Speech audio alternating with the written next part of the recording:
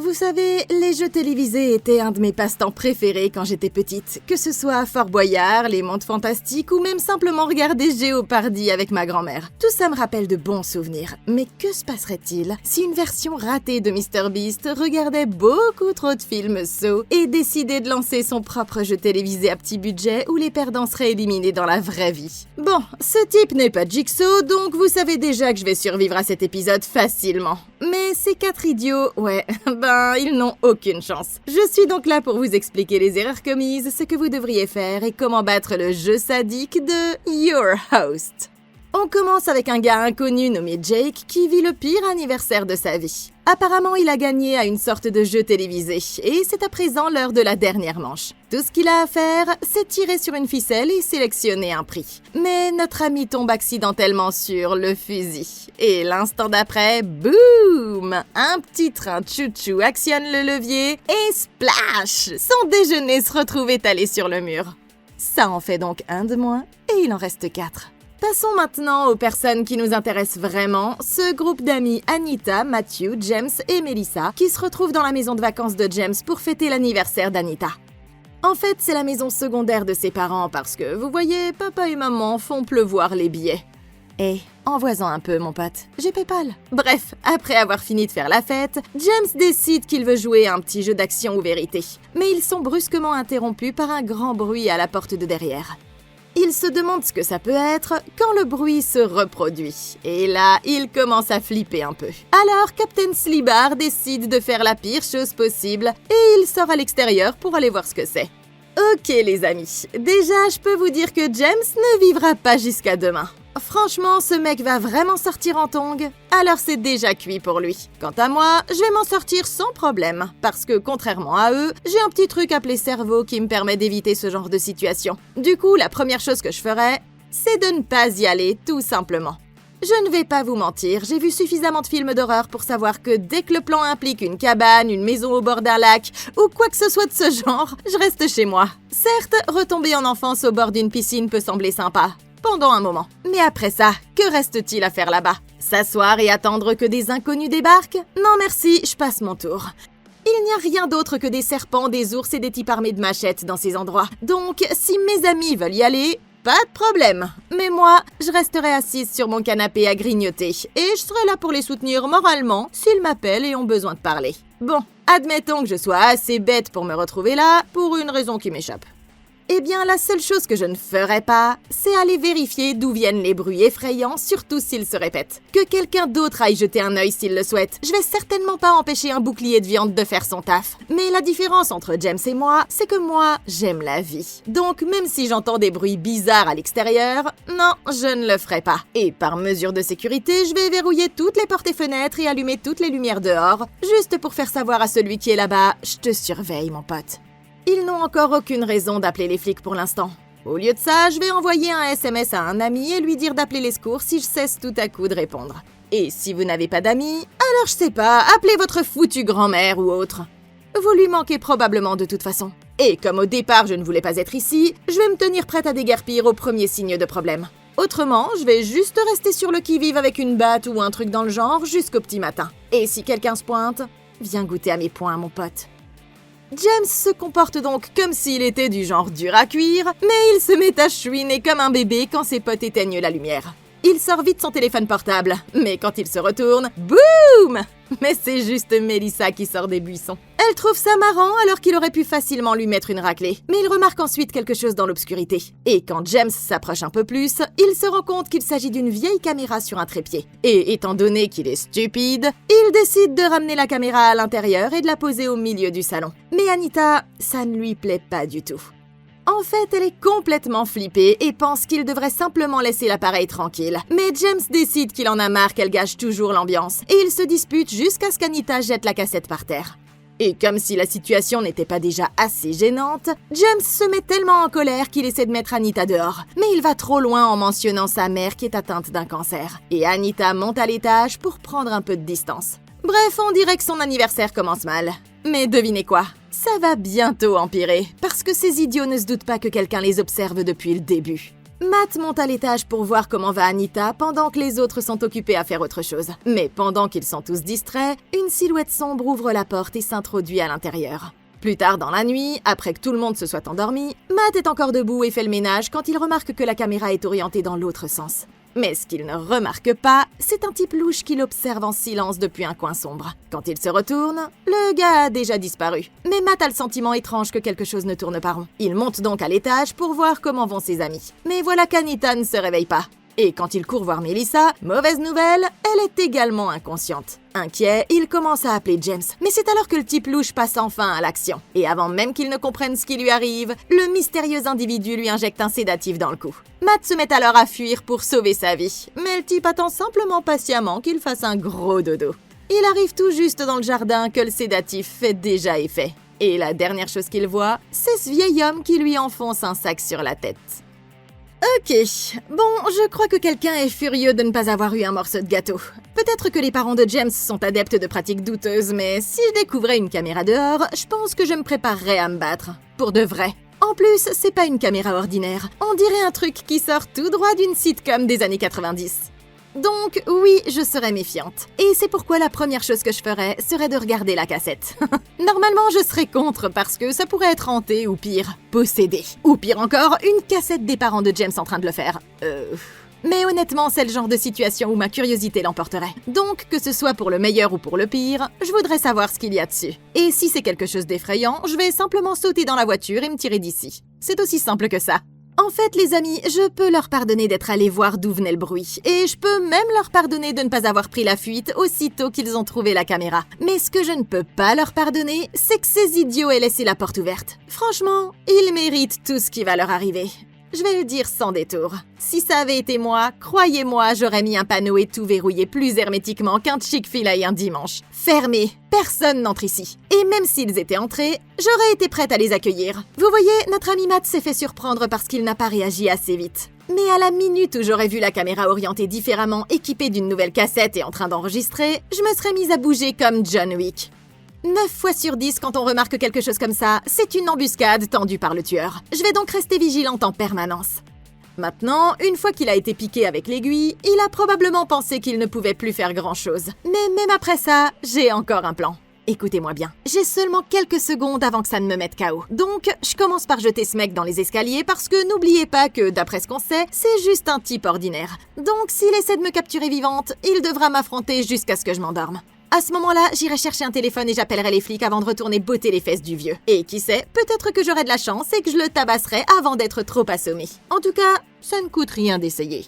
Lorsqu'Anita se réveille enfin, elle est horrifiée de découvrir qu'ils sont tous enchaînés dans le sous-sol de quelqu'un. Et à première vue, c'est pas dans un but réjouissant. Mais c'est alors qu'un vieux type bizarre entre tout à coup dans la pièce. Il est vêtu d'un costume vif et porte un masque qui ne couvre que la moitié de son visage. Mais quand Melissa essaie de lui parler, il sort simplement une télécommande et les ramène contre le mur. Parce que le moment est officiellement venu de commencer le spectacle. L'homme se présente comme leur animateur. Et il dit au public composé de mannequins qu'il est temps de rencontrer les joueurs. Alors ouais, il est assez évident que ce type est complètement dingue. Et ils n'ont toujours aucune idée du monstre auquel ils ont affaire. Il les présente donc tous l'un après l'autre. Mais une fois cette formalité accomplie, il est temps de passer au premier défi. Et pour celui-ci, il commence par un bon vieux jeu de pierre-papier-ciseaux. Plutôt simple, non? Mais c'est alors que leur hôte se rend compte qu'il a oublié les ciseaux. Il passe donc à une pause publicitaire imaginaire et court dans les coulisses.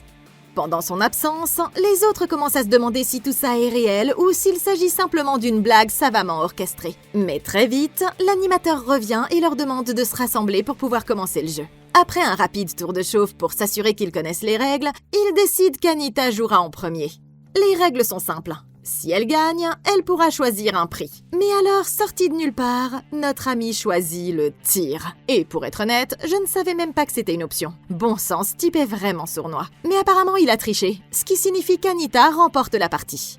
Cependant, pour obtenir son prix, elle doit choisir entre les ciseaux et le tir, sans même savoir ce que ça signifie. Et Papy n'est pas très patient. Alors Anita cède sous la pression et choisit le tir. Mais ça, ce n'était pas sa plus grosse erreur.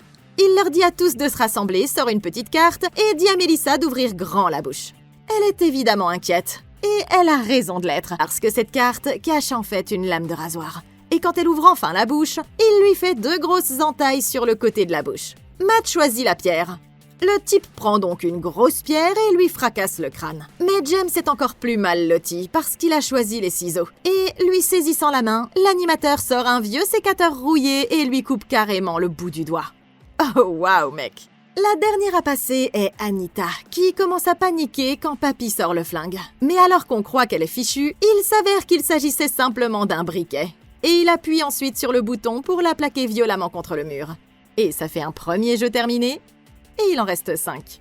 Bon, très bien, je pense que ça prouve qu'il ne s'agit pas d'une blague. Mais très franchement, je peux déjà vous dire que je m'en sortirai. Parce qu'en fait, ce mec les fait visiblement participer à une sorte de jeu mortel au rabais. Mais voilà le truc. En ce qui concerne les jeux mortels, il y en a 2 types différents. Les jeux pour l'argent et les jeux par pure vengeance. Et comme ce type a l'air de pouvoir tout juste s'offrir du dentifrice, on peut affirmer sans trop s'avancer qu'il s'agit d'un jeu de vengeance.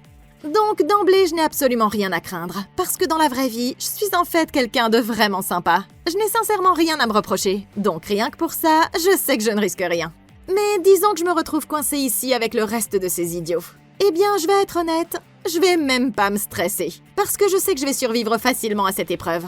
Écoutez, Papy essaie clairement d'être une sorte de version témue de Jigsaw. Mais en tant que fan qui a vu tous les films Saw plus d'une fois, je peux vous dire qu'il est loin du compte. Le vrai Jigsaw était un génie. Mais ce gars-là, c'est juste un cinglé. Et comme il improvise clairement au fur et à mesure, je vais même pas m'inquiéter à propos des jeux. Au lieu de ça, je vais passer directement à mon brillant plan d'évasion, l'observation furtive. Si Jigsaw a pu tuer autant de personnes, même depuis son lit de mort, c'est parce qu'il ne se trouvait presque jamais dans la même pièce.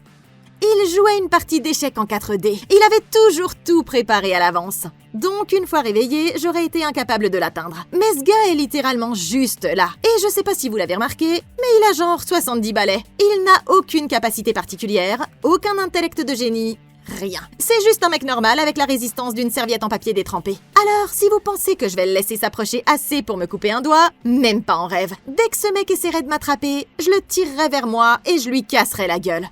Je frapperai ce type avec un Falcon Punch si fort que ça lui ferait perdre son dentier. Puis, dès qu'il serait à terre, je prendrai la télécommande pour qu'il ne puisse pas resserrer la chaîne. Après ça, je piétinerai ce vieux fou comme un cafard dans un camion poubelle. Et voilà, le tour serait joué. Et ne me dites pas que ça marcherait pas. Il y a juste un hic dans mon plan parce que je sais pas trop comment je vais me sortir de là après avoir botté les fesses du vieux. Mais on verra ça plus tard. Parce que pour le moment, ma seule priorité, c'est de mettre grand-père dans un sac mortuaire avant qu'il ne soit trop tard. Anita se réveille plus tard et se rend compte qu'ils sont toujours piégés. Ah oui, et ses amis, eh bien, ils ne tiennent pas très bien le coup non plus. C'est là que grand-père revient déambuler, et il soulève un rideau pour révéler le prochain jeu. Cette fois, ils vont devoir tourner la roue de la douleur. Mais d'abord, il donne à 3 d'entre eux une chance de quitter le jeu plus tôt. Tout ce qu'ils ont à faire, c'est de révéler à tout le monde la pire chose qu'ils aient jamais faite. Ils décident donc de commencer par le gosse de riche. Mais quand notre jeune ami refuse de jouer avec lui, il attrape un tuyau métallique et transforme le jeune insolent en casse-noisette, si vous voyez ce que je veux dire. Ça le fait clairement parler maintenant, et il avoue avoir accidentellement tué quelqu'un en conduisant sous influence. Mais comme ses parents sont riches, il a simplement utilisé l'argent de papa pour étouffer l'affaire. Ouais, ça c'est pas cool, mec. La suivante, c'est Anita, et elle avoue avoir lancé un site web osé pour contribuer aux frais d'opération de sa mère. Ensuite, c'est au tour de Matt, et il se trouve que ce gars est un escroc. En gros, il a repéré les grands-parents de quelqu'un et a essayé de leur voler leur identité. Et le plus triste, c'est qu'il a perdu tout le fric. Donc c'est un arnaqueur et un bon à rien. Triste vie, mon gars. Pour finir, il y a Melissa, qui gère un refuge pour pitbull abandonnés, ce qui semble être une bonne action, non? Mais pas du tout. Quand elle a eu besoin d'argent pour garder le refuge ouvert, elle a commencé à vendre des chiens à un type qui les utilisait pour des combats de chiens. Donc ouais, elle peut aller directement en enfer, celle-là. Et voilà, ça couvre tout le monde. Mais il y a une mauvaise nouvelle, parce que l'un d'entre eux ne dit pas la vérité. Donc même après tout ça, ils sont toujours dans le pétrin. Et maintenant, c'est l'heure de faire tourner la roue de la douleur. Très bien, bon, c'est un autre défi que je relèverai sans problème, parce que, comme je l'ai déjà dit, je suis quelqu'un de très gentil dans la vie. J'aurais donc vraiment du mal à trouver quelque chose de mal que j'aurais fait. Je suis en quelque sorte un golden retriever humain dans la vraie vie. Autrement dit, je me réveille le matin et je choisis la gentillesse. Je remets toujours le caddie en place au supermarché et je dis « s'il vous plaît » et merci au drive. Et si je vois une petite tortue qui essaie de traverser la route, je lâche tout ce que je suis en train de faire pour lui venir en aide. Attention, je ne dis pas que je suis parfaite, mais honnêtement, j'aurais du mal à faire un choix. Je sais pas, peut-être qu'il m'est arrivé de prendre trop de bonbons dans un pot à Halloween, de rouler un peu trop vite mais comparé à ces 4-là, j'ai carrément l'air d'une citoyenne modèle. Donc si ça ne tenait qu'à moi, je dirais simplement la vérité et je m'en irais. Mais après les avoir tous enchaînés dans un sous-sol et avoir coupé le doigt du gars, il faudrait être stupide pour penser qu'il va vraiment laisser partir qui que ce soit. Vous pensez probablement que ce jeu n'était qu'une perte de temps. Mais c'est là que vous vous trompez. Parce qu'il m'a appris quelque chose d'assez important en fait. Vous voyez, la seule façon pour ce type de savoir que nous mentons, c'est qu'il sait déjà tout sur nous. Ce qui signifie qu'il fait tout ça pour une raison personnelle. Et au premier abord, ça pourrait être n'importe lequel d'entre eux. Peut-être connaît-il la victime de James, ou peut-être que Matt lui a escroqué sa retraite, ou peut-être qu'il aime simplement beaucoup les chiens. Mais la seule personne dont la confession n'était pas si grave, c'était Anita, parce que qui ne ferait pas tout pour sauver sa maman, hein? C'est sa mère quand même. Donc si vous voulez mon avis, Anita semble un peu suspecte pour le coup. Et je vais commencer à faire pression sur elle pour qu'elle crache le morceau. Parce que si nous arrivons à lui faire avouer la vérité, ça pourrait nous aider à comprendre les motivations de ce type. Et si je comprends pourquoi il fait ça, je pourrais commencer à jouer avec son esprit ou essayer de sacrifier les autres joueurs. Ce qui me donnera de meilleures chances de survivre à tout ça. Donc Papy passe en revue tous les participants jusqu'à ce qu'il arrive à Melissa. Et il décide qu'elle sera la première à faire tourner la roue. Mais à en juger par les silhouettes inquiétantes qui sont dessinées sur le cercle, je dirais que la plupart de ces jeux n'ont pas l'air très amusants. Melissa fait tourner la roue et tombe sur Viewfinder. Papy lui tend alors un genre de grand stéréoscope qu'elle doit tenir devant ses yeux. Pour ce jeu, tout ce qu'elle a à faire, c'est de regarder la photo et de donner le nom de la ville. Mais vous savez déjà qu'il y aura un rebondissement. La première photo est facile, c'est Paris. Et la deuxième, c'est évidemment New York. Mais quand elle arrive à la troisième, là, ça pourrait être n'importe où. Alors, comme le temps presse, Melissa tente Philadelphie. Mais elle se trompe. En fait, c'est Akron, dans l'Ohio. Et comme elle n'a pas reconnu la ville d'où vient le GOAT, Melissa va devoir en payer le prix. Du coup, Melissa commence à le supplier de lui accorder un autre essai. Et étonnamment, le vieil homme accepte. Mais lui faire confiance était sa plus grosse erreur. Parce que ce qu'elle ignore, c'est qu'après chaque photo, une aiguille géante se rapprochait de plus en plus du point de sortie. Et cette fois, quand elle s'est approchée, l'aiguille lui a transpercé l'œil. Alors naturellement, tout le monde commence à flipper comme des dingues. Mais le vieil homme, il ne fait que commencer. C'est à présent au tour de James. Mais comme il ne veut pas tourner la roue, Papy décide de le faire à sa place. Mais c'est en fait la dernière chose que vous souhaiteriez, parce qu'il l'arrête sur son jeu préféré, le Power Drill. Comprenez la perceuse électrique. Normalement, il en ferait tout un plat, mais avec James, il va aller droit au but. Il décide donc de jouer carte sur table et dit qu'ils vont tirer à pile ou face. James choisit pile, et heureusement pour lui, il gagne. Mais ça signifie simplement qu'Anita et Matt doivent jouer à sa place. Il s'approche donc d'Anita, lui donne la perceuse et lui dit qu'elle doit l'utiliser pour aider Matt à nettoyer ses oreilles. Et si elle ne le fait pas, il va commencer à percer des trous dans tout le monde. Et il ne lui donne que 20 secondes pour faire le bon choix. Matt reste là à la supplier de ne pas le faire, mais le temps presse. Et alors qu'il ne reste plus qu'une seconde, Anita prend la perceuse et la plante dans l'oreille de ce pauvre mec comme si c'était le coton-tige le plus douloureux de tous les temps. Mais elle est tellement effrayée qu'elle laisse tomber la perceuse par accident. Et ça fait péter les plombs à Papy parce qu'apparemment c'était sa seule perceuse. En fait, il est tellement furieux qu'il est obligé de couper pour faire une pause. Mais une fois dans sa loge, il prend la cassette et la range sur une étagère à côté de celle de toutes ses autres victimes. Ce qui nous indique qu'il les surveillait depuis un sacré moment. Bon, eh bien on peut dire que Papy avait un œil sur Melissa depuis un certain temps. Ça me rappelle, vous savez, cette machine chez l'ophtalmo où on vous fait vous asseoir et regarder un ballon, puis bim, il vous enfonce un flux d'air dans les yeux. Ouais, j'essaie toujours de faire comme si ça ne m'effrayait pas, mais ça me fait toujours aussi peur. Je tiens à être honnête. Mais bon, même si c'est le cas, je survivrai quand même à ce défi sans problème. Commençons par Melissa, parce que son jeu semblait trompeusement simple, n'est-ce pas? Il suffisait de regarder la photo et de nommer la ville. Du gâteau! Mais elle jouait aux dames pendant que Papy, lui, jouait aux échecs. Et comme dans les autres jeux, il n'était pas question de gagner. Ça a commencé avec des photos de Paris et de New York, deux des plus grandes villes du monde, pas vrai? Facile. Même mon poisson rouge aurait pu trouver la réponse. Mais ensuite, il a sorti Akron dans l'Ohio, qui, outre le fait d'être la ville natale de LeBron, n'est qu'une petite ville perdue au milieu de nulle part. Ils n'ont pas de tour Eiffel, ni de statue de la liberté, ni rien. Juste quelques vieux immeubles de bureaux quelconques et un Waffle House. Ce qui nous indique que ce jeu ne consistait pas à gagner ou à perdre, mais à la piéger pour qu'elle demande un autre essai. Et puis boum! Tiens, une aiguille dans l'œil.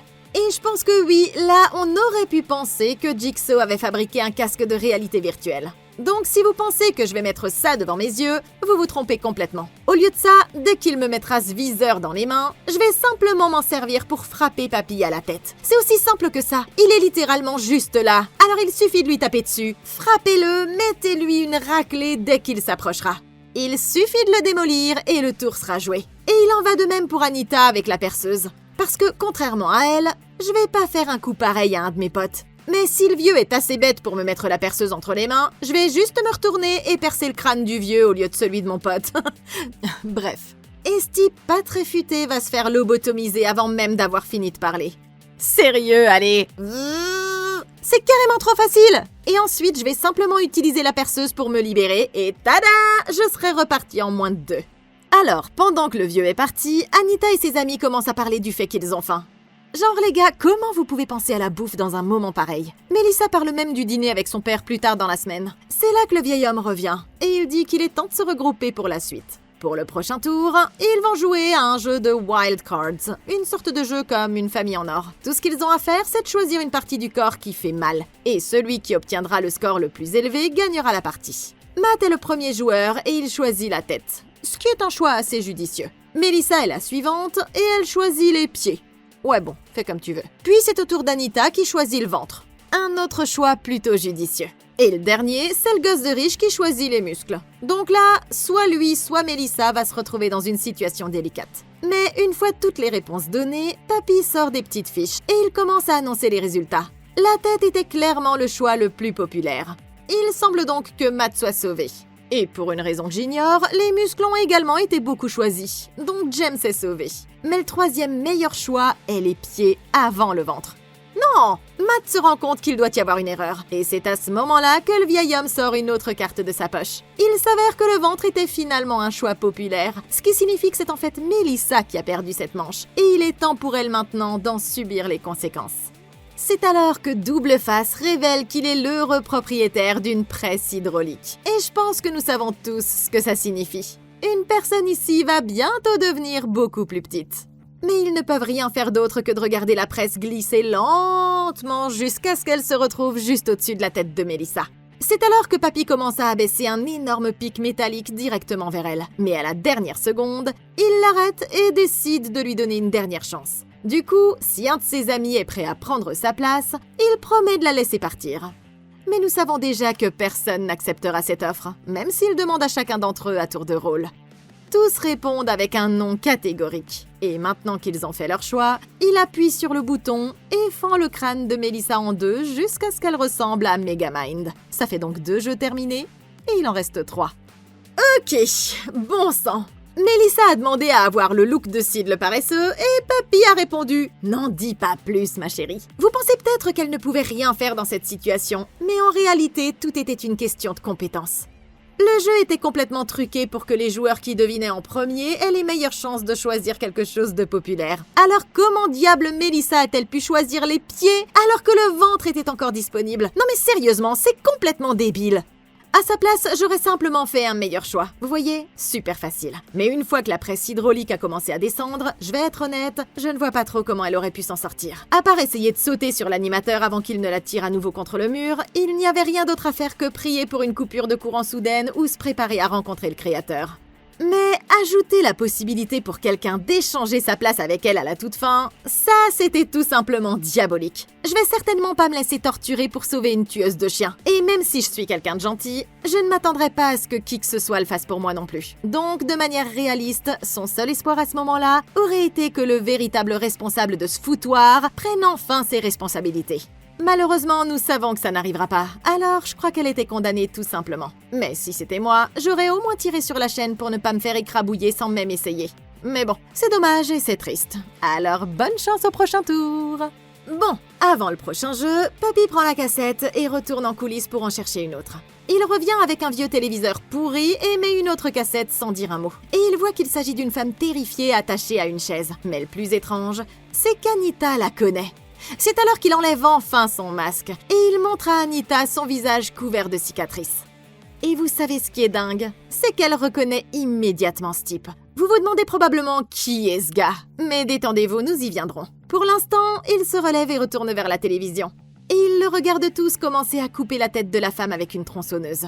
Une fois qu'il est reparti, Anita décide enfin de tout avouer. Et il s'avère que cette histoire de site web un peu chaud, c'était un mensonge. En réalité, Papy est un homme qui s'appelle Barry Miller, qui animait autrefois un jeu télévisé très populaire. Et Anita, elle travaillait pour lui. Mais l'histoire ne s'arrête pas là. Il y a quelques années, Anita déjeunait avec ses collègues comme d'habitude, quand ils ont vu aux infos qu'un autre animateur de télé venait d'être arrêté pour avoir fait, vous savez quoi, à ses employés. Ces deux vipères ont vu là une occasion de se faire rapidement du fric. Et ils ont tous les deux fini par se faire jixier quelques années plus tard. À ce moment-là, le vieux Barry était entré dans la pièce et à l'époque, c'était un type tellement cool qu'il avait même offert un gâteau à Anita pour son anniversaire. Mais il a alors mis amicalement ses mains sur ses épaules. Et ça a été sa plus grosse erreur. Parce que ces deux amis cupides ont immédiatement vu là une occasion de se faire de l'argent. Il a donc suffi d'une petite pression de la part de ses amis et d'une rapide rencontre avec un avocat véreux pour qu'Anita se retrouve à mentir au sujet de Barry, même si elle savait que tout ça n'était que pure invention.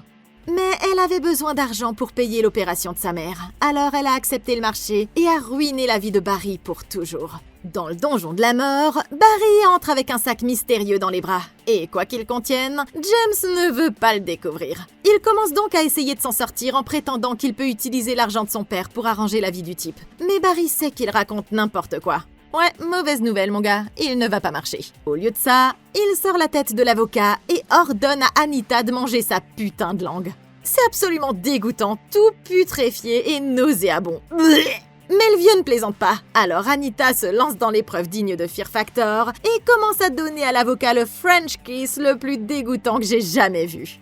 Mais pendant qu'il est distrait, James parvient à desserrer sa chaîne. C'est alors qu'il prend son élan et frappe grand-père en plein dans la poitrine. Mais avant qu'il ne puisse l'achever, le mec sort la télécommande et commence à les électrocuter tous avec des colliers électriques.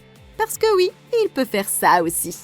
Et une fois qu'ils sont tous assommés, il décide qu'il est temps de mettre en place le prochain jeu. Ok, très bien. Je crois que nous savons maintenant pourquoi Barry est si énervé. Et honnêtement, je serais prête à m'écrouler moi aussi. Mais maintenant que nous savons que tout ça est la faute d'Anita, je vais me lancer et le dire. Ma fille, t'as vraiment merdé. Tu as carrément ruiné la vie de ce mec pour un petit chèque. Et le pire, c'est que tu savais que c'était mal. Personne ne t'a forcé à aller là-bas et à mentir au sujet de ce mec. Tout ce que tu avais à faire, c'était de ne pas entrer dans leur jeu. Mais il a suffi d'un peu de pression de la part de tes copains pour que tu cèdes en 2 secondes. Et ce mec était tellement cool. Je parie qu'il aurait été ravi de t'aider si tu lui avais simplement demandé. Je suis sûre que notre ami aurait été partant pour lancer une collecte de fonds ou quelque chose comme ça. Mais tu as littéralement fait de lui le vilain. Mais je crois que tu t'es pas rendu compte à qui tu avais affaire, hein. Parce qu'il s'avère que Papy n'était pas prêt à laisser passer ça. Et donc, si certains de tes amis s'en sortent, ils devront absolument te virer de votre groupe de discussion. Mais quoi qu'il arrive, je pense qu'on peut dire sans se tromper que tu as vraiment merdé. Cette fois-ci, les garçons se réveillent attachés à 2 tables. Mais quand ils baissent les yeux vers leur ventre, ils voient que Barry les a tous les 2 ouverts précédemment. Mais c'est même pas le pire, parce que maintenant, Anita va devoir recommencer. Ce jeu s'appelle Incision-Décision. Et les règles sont assez simples. Pendant qu'il dormait, Barry a enfoncé une clé dans le ventre de ses 2 amis. Et maintenant, elle doit juste choisir duquel des 2 elle va la retirer. Et si elle ne le fait pas, ils vont mourir tous les 2. Alors il est temps de se dépêcher de prendre une décision. James pense immédiatement qu'il est fichu parce qu'Anita le déteste manifestement. Mais il a une dernière idée pour s'en sortir, parce que rappelez-vous, il a l'argent de papa. Il promet donc de payer l'opération de sa mère si elle tue Matt à sa place. Oh, c'est pathétique. Mais c'est assez malin aussi, je vais pas le nier. Et pendant un instant, on dirait qu'elle est sur le point de le faire. Mais à la dernière seconde, elle se retourne et décide qu'il est temps que James apprenne que l'argent ne peut pas tout acheter. Le mec commence à paniquer quand il voit qu'Anita se prépare à passer à l'action. Mais elle a fait son choix. Et elle commence à découper le fils à papa comme une citrouille d'Halloween. Après ça, il faut fouiller à l'intérieur et récupérer la clé. Elle commence donc à farfouiller jusqu'à qu'elle la trouve enfin. Et effectivement, on est en train de perdre James. Ce qui nous fait 3 jeux terminés et il en reste 2. Mais quand Anita essaie d'ouvrir la porte, elle n'y arrive pas. Tout ça n'était qu'une supercherie.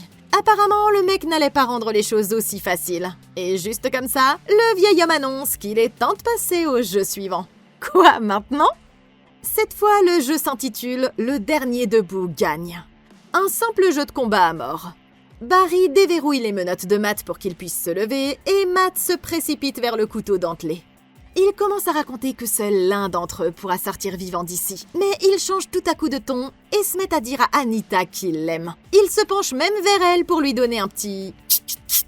Mais Anita n'est clairement pas intéressée. Il continue pourtant à se rapprocher d'elle jusqu'à la coincer contre le mur. Seulement, au moment où il semble sur le point de la poignarder, il recule brusquement et décide de quitter le jeu prématurément, si vous voyez ce que je veux dire.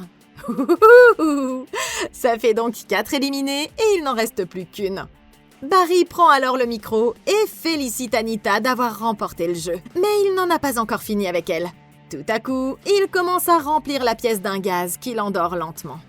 Ok, je vais pas mentir, c'est le premier défi qui m'aurait posé problème. Parce que honnêtement, je ne pense pas que j'aurais pu faire un truc pareil à un ami. Même si James était un gosse de riche, ça ne veut pas dire qu'il méritait de se faire transformer en Docteur Maboule. Non, honnêtement les gars, je sais pas si j'aurais pu faire un hibachi comme ça avec mon pote dès le réveil.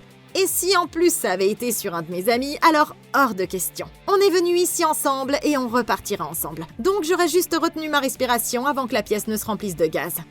Et j'aurais fait une tentative pour descendre Papy quand il se serait approché. Sans parler du fait que la clé allait forcément être fausse de toute façon. Mec, il a littéralement tué Melissa avec une presse hydraulique et obligé Anita à rouler une pelle à une tête décapitée. Il ne laissera personne partir. Et c'est pour ça que Matt a été si stupide. N'oublions pas qu'Anita a enfoncé une perceuse dans l'oreille de son copain. Et oh oui, c'est aussi grâce à elle qu'ils sont ici pour commencer. Je vais être honnête avec vous les gars. Si j'étais Matt, j'envisagerais sérieusement d'éliminer Anita si c'est ce que je dois faire pour survivre. Donc c'est soit ça, soit on coulera tous les deux. Mais encore une fois, je pense qu'ils auraient dû tabasser le vieux pendant qu'il était dans la même pièce avec eux. La seule chose dont Anita se souvient ensuite, c'est qu'elle se réveille sur le sol avec le collier électrique à nouveau autour du cou. Mais cette fois, une des portes est ouverte. Elle décide donc de l'emprunter pour voir où elle mène.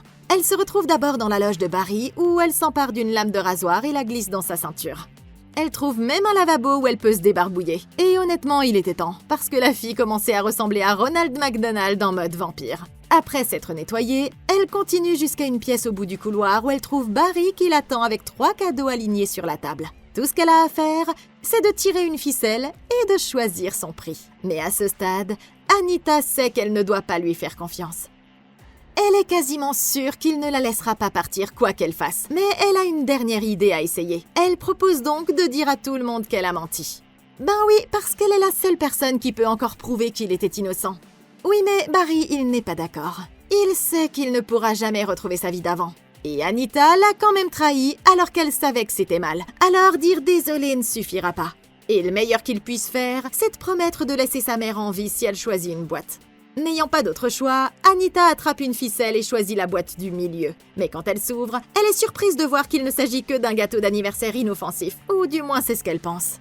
Mais alors que Barry commence à lui chanter joyeux anniversaire, Anita sort le rasoir et lui entaille le visage. Le type tombe immédiatement au sol. Alors Anita se relève et s'enfuit à toutes jambes. Elle parvient même à sortir avant qu'il ne la rattrape. Mais alors qu'elle semble être tirée d'affaire, elle est frappée par la foudre lorsque Papy active le collier électrique et l'assomme encore une fois. Ouais, ça ma fille, t'aurais probablement dû le voir venir. Et maintenant, elle ne peut plus rien faire d'autre que de l'écouter raconter son histoire de cicatrice à la Joker. Il s'avère qu'elle représente chacune de ses victimes, et Anita vient carrément de lui faire celle qui la représentera. Mais il ne cherche pas d'excuses. Oh non, il cherche la justice. Et sur ce, il saisit la chaîne et traîne Anita à l'intérieur.